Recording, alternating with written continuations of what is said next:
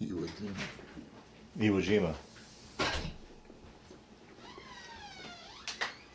Yeah. And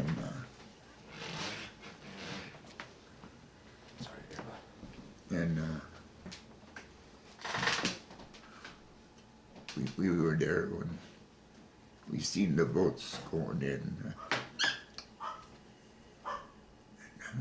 And there was a lot of men on the island already.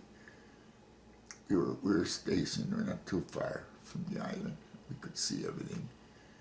We seen Suribachi and what they were doing. You didn't see too many airplanes flying over. We seen spotter planes that get knocked out of the sky, little Pipers or whatever, little airplanes, and the Japs were knocking them down. And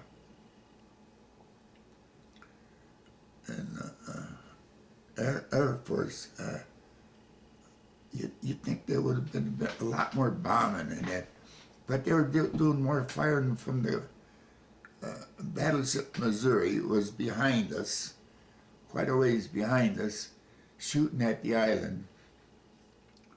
And we could see the shells, the 16-inch shells going to the island. Wow. We could see them coming over us. Wow.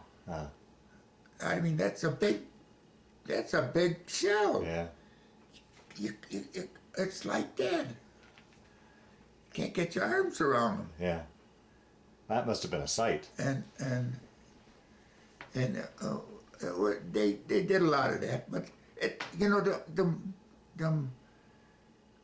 concrete pillboxes were at least 4 foot thick. You could hit them dead on with them shells and it wouldn't even dent them. And you'd think they would have had a lot more bombing going on over there. They had aircraft carriers. We didn't see none, but I know they had aircraft carriers around. They had to have them around there. Because I think twice we've seen the airplanes come in and strafe on Suribachi. But Watson, they had so many men on the beaches already.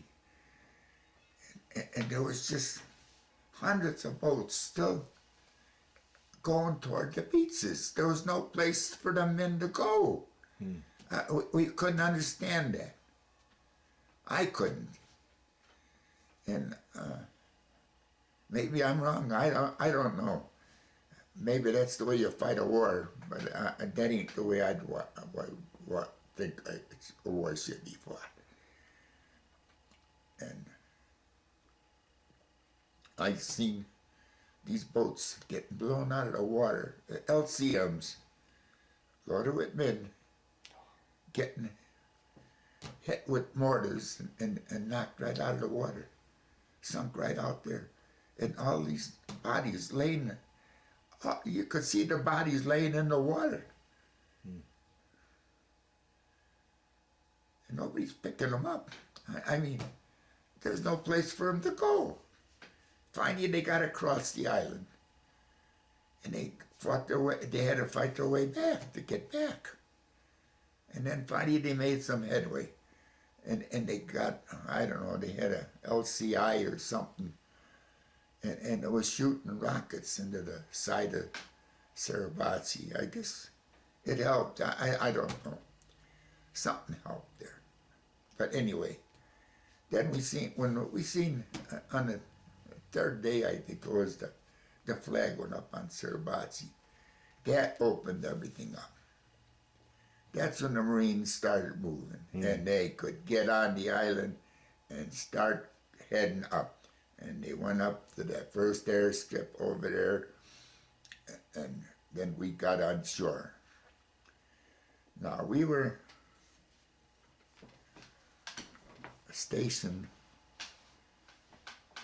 on the whole, a little bit, there was we went by they were digging a graveyard for Marines and burying them. They had a bulldozer that was digging the trenches. And we seen them putting the bodies in there side by side, and they marked everything off. Marked the graves off, I guess, and everything else, and then they bulldozer over them. And that's the way they buried them. Because they would just rot in. And we carried our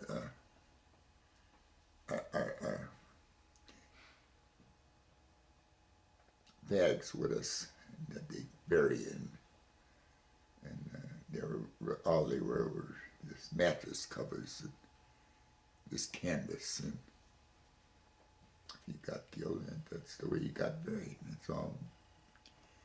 But What's going through a 19-year-old Chicago boy seeing all this? What are you thinking? I mean, I can't imagine what. Cry. Yeah. You know, a lot of them boys, 15 and 16-year-olds, were in them boats getting killed for nothing. My birthday was February 13th, and my birthday was 6 days before the invasion of Iwo Jima. Mm-hmm. And I can't get February out of my head. Yeah. I cry always, because I remember what happened. I seen what happened. And you were saying earlier before we turned the camera on that you carried that inside you for a long time until somebody, a Green Beret, finally got you to talk.